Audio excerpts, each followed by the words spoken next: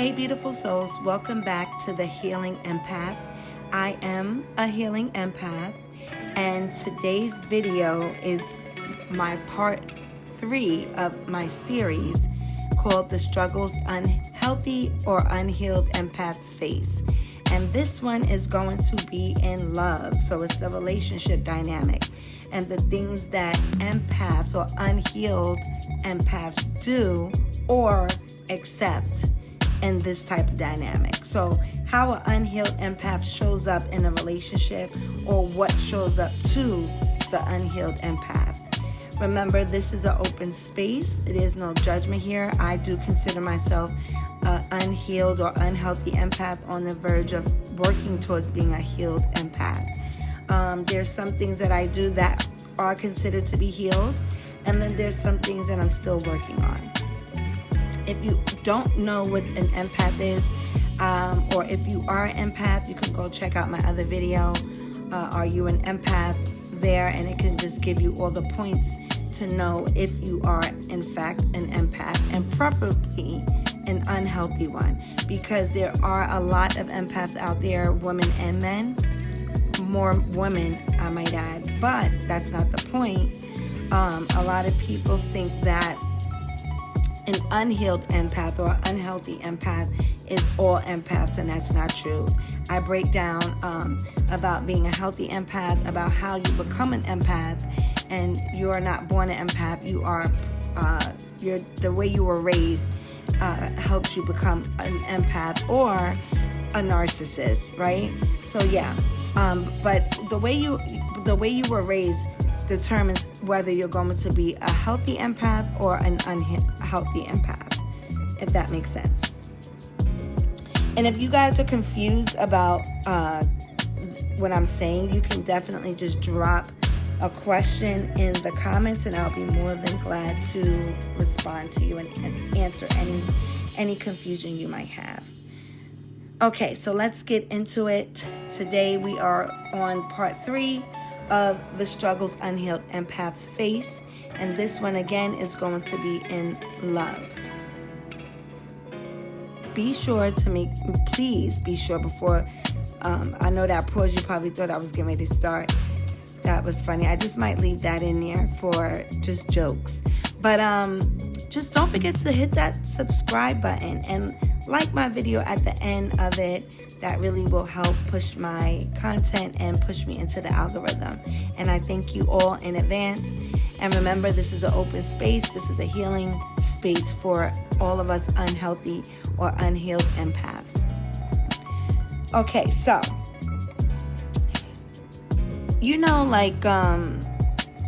love can feel really heavy when you're an empath, like extremely heavy, especially when you haven't fully healed yet. So,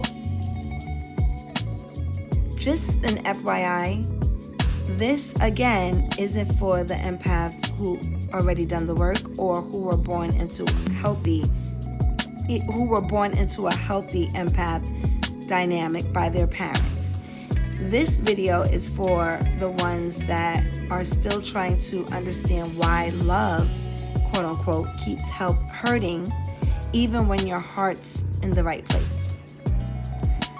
So if you've ever given your all and you're still ended up draining yourself, or you feel drained, this message is for you. Okay? So let's talk about it. What I'm going to do today is give you guys 7 things an unhealed or unhealthy empath tend to do in relationships, and how we can start taking the power back, our own power back to be exact. Okay, so the first one, number 1. Some of us unhealed or unhealthy empaths fall too fast in love. We fall too fast, okay? So what that means is you might meet someone and the connection may feel exciting, electric, magnetic, right? And you're talking to them all day, every day, and you're already in your mind putting your future together because everything just feels right. So you skip the getting to know area, the getting to know phase, because everything just feels right. But so you understand, because this happens to a lot of empaths, and then you wonder why things go left quickly, or even take a long time to go left, but they end up going left, is because those feelings that you felt are just feelings, and they're sensations. They're not actual facts, okay? So empaths tend to bond fast. Unhealed empaths tend to bond fast, or too fast, because the energy feels like a truth to them, to us. But that doesn't always mean it's a safe space. Sometimes what we're feeling isn't love, it's familiarity. It feels so intense because our nervous system recognizes the chaos. Okay, so we try to, create this vision of what we believe is what we're feeling now and match it together to say, okay, this may be the one, okay? Number 2, we fall in love with potential. So a few weeks in, and I'm definitely guilty for this, a few weeks in and you're already daydreaming about what life could look like together with your new person, how you can help them heal, right? Because you have probably already sensed their imperfections or things they may need help with, and how love could fix everything because we are so lovable and we're so supportive, and we're always, ready to, get into, we're always ready to help. I don't want to put a cape on, because I don't want it to sound like it's not real, because it is real. You feel everything at that moment very real, right? So we always want to figure out how we can help them with something, or how can we fix everything. But that isn't love, that is hope. So hope and love clearly aren't the same things. It's just potential. So we tend to fall for what could be instead of seeing what's right in front of you, which is the facts of whatever the situation is that you see. So when you love someone's potential, you end up doing all the emotional labor while they stay exactly the same. Or even if they decide to change, it's just at a turtle pace, right? But change only comes when someone wants it. You can't make anyone change. They have to actually want to actually do the work to change. And for people that want to do the work to change, and it's hard. It's not an easy thing. Okay, so number 3, we justify the red flags, okay? So this piggybacks off of number 2, right? We justify the red flags. He snaps at you, for instance, or disappears for days, or he makes you feel small, or he doesn't compliment you, or he doesn't respond to your calls or your voice message or your texts. But you would say something like, well, he's been through a lot, or he's going through something, right? He just needs someone who understands him, or, I'm going to give him grace because I know he came from a tough background, or whatever it is, right? And before you know it, you are explaining away behavior that actually hurts you, right? So yes, he's been hurt. Yes, you can sympathize and have that empathy. But remember, you've been hurt as well.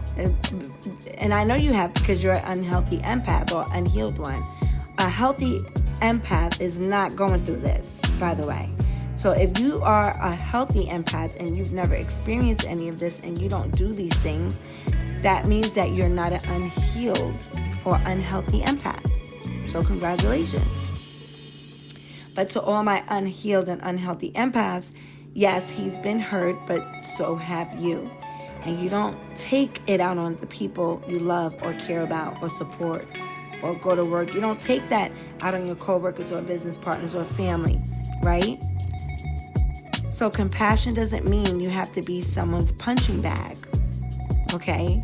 So if he disappears, or he's not responding, or she disappears, she's not responding, and you're looking at it and saying, well, they've been through a lot, but so have you. And what do you do to them that makes them feel good versus the way they're making you feel at the moment? Number 4, another one that I do. We give too much grace. If you haven't wrote this down, get you a pen and paper and write it down. Sister or brother. Okay? Write it down. Number 4, we give too much grace. So you keep forgiving the same behavior, the same excuses, the same patterns, and you tell yourself, everyone deserves a chance. Everyone deserves grace because God gives us grace, right? But chances without change just turn into what? Can you answer that? Chances without change just turn into cycles. And you end up teaching them that you'll always stay, no matter how they treat you. Right? So grace should bring peace, not exhaustion, not stress, not pain, not tears. Okay? Peace, happiness, peace, joy. Number 5, we ignore our gut feelings. Something feels off. Oh no, what feels weird? Something's weird today. I don't understand. You know? Oh, I called him and he didn't say this. Or you drive up to the house, or you pull up, and something feels weird, right? So like if they're pulling away and your energy ends up dropping, and then your stomach gets tight, but you silence that voice. You tell yourself you're overreacting because you want to believe the best. But your gut isn't lying. It's protecting you. Your body senses things first. That uneasy feeling isn't fear or worry. It's your intuition. It's not insecurity. It's your intuition waving a red flag. Remember, it's not insecurity. It's your intuition waving a red flag. So you have to learn to listen before it screams. And we all know what happens when your intuition starts screaming. It doesn't stop. It's going to keep haunting you until you deal with it. Number 6. Here's a tough one, but it's the reality. We accept breadcrumbs, right? You call, they don't answer. You text, they reply days later with a dry hey or what you doing or whatever it is. You text them 2 days ago and now they're just getting back to you. Then when they finally reach out, or you call them, I mean, it could be extreme where they won't call you and it could be a week. Sometimes, depending on the dynamic of your relationship, it could be a month, depending on if it's a situationship versus a relationship or whatever it is. You would know your situation better, but there's many situations that happen. It just doesn't have to be a relationship that's super committed. It could be a dating partner or whatever it is. You know, you thought you were cool, and the next thing you know, he's handing you breadcrumbs or she's handing you breadcrumbs. So when they finally do reach out, they usually act like nothing happened. And because you miss them and you want to be around them, you just take what you can get. You may ask what happened, but you'll accept whatever they give because you only plan to accept whatever they give it anyway. Because you don't want to leave. You don't want to lose them. You don't want to leave, right? But is that really connection? No, it's not. It's not connection. That's called breadcrumbing. Okay? We're not pigeons. You know, we're not accepting the breadcrumbs. Because when you do accept the breadcrumbs, you teach people that they never have to give to you, and they never have to give you the whole loaf of bread, right? They just take a little piece of the crust and crumble it up, and that's all they're going to give you. Love or connection, even liking someone, any connection, doesn't even have to be just love. It could be any connection. It doesn't keep you guessing because God isn't the author of what? Confusion, right? Number 7, we're afraid to leave. And let me tell you something. Before I get into the example of number 7, there's so much more that an unhealthy empath takes in relationships, but each situation could be isolated. And one day I'm going to make a video on, for example, on the cortisol stress levels that stay stuck on your body. and how that affects the empath, and what does that tell you when you're in a relationship. Okay, and I'm going to just talk about that because there's so many things and levels that we can talk about. There's so many more, but I don't want, for the sake of time, I'm only doing 7 right now. Okay, so number 7 again, we're afraid to leave. You know it's not healthy. You know it. You know the relationship isn't healthy because you've cried more than you can smile. You've cried more than you laugh. You've cried more. You've been sad more. You have a frown more. But the idea of walking away terrifies you because what if you never find love like this again? Or what if you never find someone that is so energetically connected to you like this again? And you know what? Here's the truth. You're not going to find anyone like that because what you think is love isn't, because it wasn't love. It was just an attachment. It was an attachment into a wound that you're afraid to look down deeply within yourself to make peace with your past. So you cling on to everything that comes, and even though it feels right because of the bond or attraction you feel for them or the connection, their actions don't align with what is in your mind. Because like I said, it was never love, it was just an attachment. So peace feels boring at first when you've only known chaos. So you don't understand it because you've only lived in chaos. You've only experienced chaotic love or chaotic relationships, even if it's with your mom or dad or a guardian, it doesn't matter. So peace is where real love lives, but chaos is where you would get that fun and this longing for, and it's like confusion love, like this confusion and this confusion. Does he like me? Does he not? Does she like me? Does she not? Oh, they're not talking to me. We were just fine 2 months ago. Everything was good, and now all of a sudden it's this way. And then we say, oh, they're this, they're this.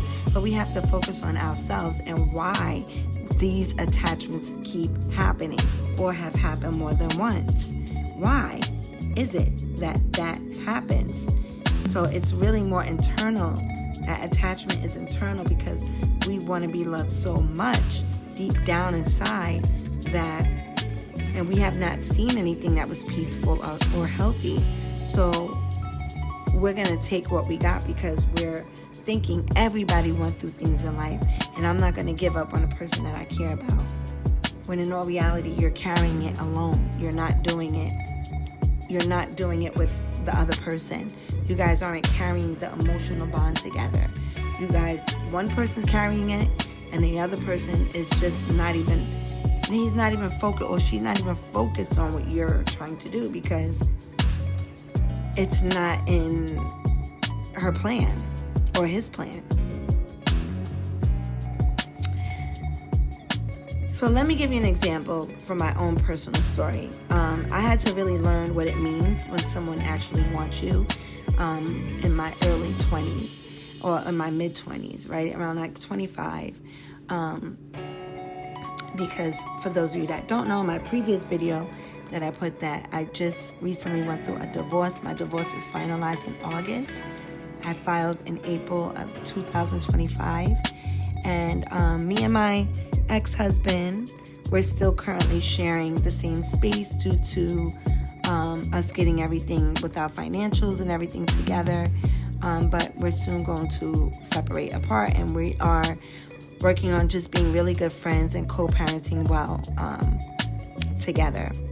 But when I met him, at that moment, despite the divorce and despite, the things that happened, I realized what it means actually when somebody actually wants you, okay?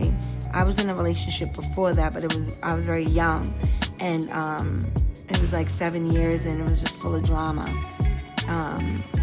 But anyway, when a person truly wants you, right, there's no guessing. They literally will call you, they show up, and they keep their word, okay? You don't have to beg for consistency. It just is. That person is just there.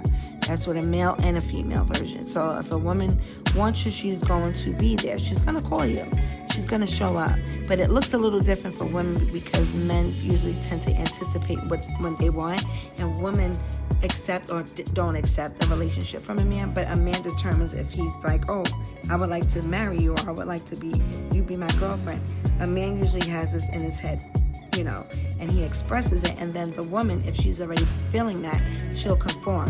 But if she hasn't been feeling that, then she'll do all this stuff. Women are very black and white, okay? So they call, they show up, they keep their word. You don't have to beg for consistency. And for a long time, I thought I had that. And that's why I got married. That's why I had kids. Because in the beginning, even up until the end, he was intentional. He did all the right things. It looked and felt like love. So when I found out he was being unfaithful, I was shocked, but I can't say I was like super surprised, because deep down, honestly, deep down, I already felt like that. I would get dreams. There would be distance sometime. I would feel the shift. I'm very big on feeling shifts all the time. And my body knew before my mind wanted to really accept it. I gained a lot of weight, and I had a lot of stress weight, inflammation on my body. But I ignored it because I just wanted to believe in the version of him that, would always tell me that I'm the love of his life and that he would never do anything to disrupt the family. So I wanted to believe the story I created about who he was supposed to be, or he created to, help me create.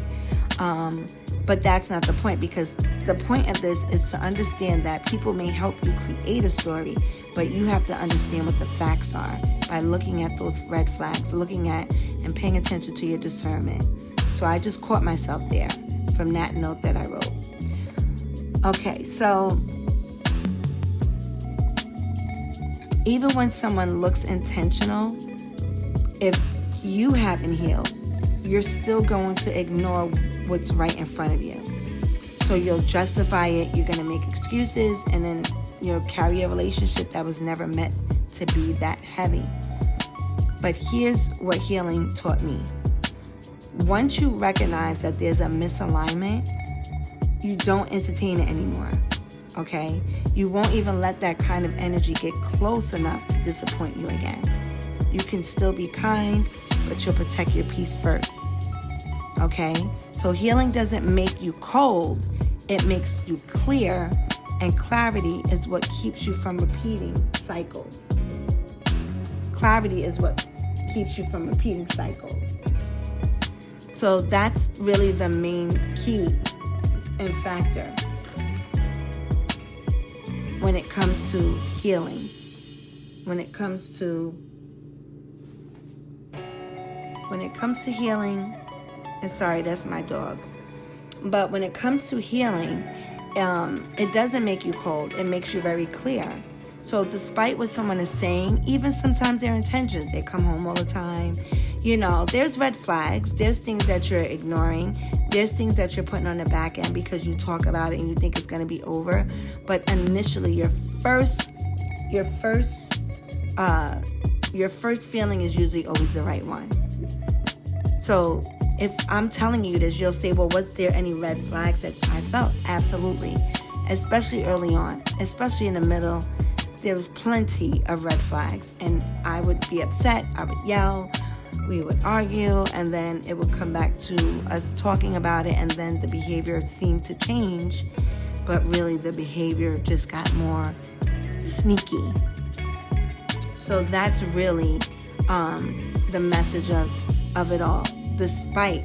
So it's like, how can you ever know someone is being trustworthy? Well, that determines on your lifestyle, because what I may go through, that doesn't mean somebody's the same, right? But I will say that there are some men out here that wear masks, and they perceive this image because they love the idea of being married and having a title. Yes, men do love that too. It's not just women. Men love the idea of, I'm a father, I'm married, I'm this, I'm that, I have a family. But then some men that haven't dealt with they haven't healed, or they weren't taught morality, having a good moral character. They weren't taught how to have integrity. So they will go out the door and then take off that family mask, and then they have this lustful mask that they're walking around with, that they've never healed.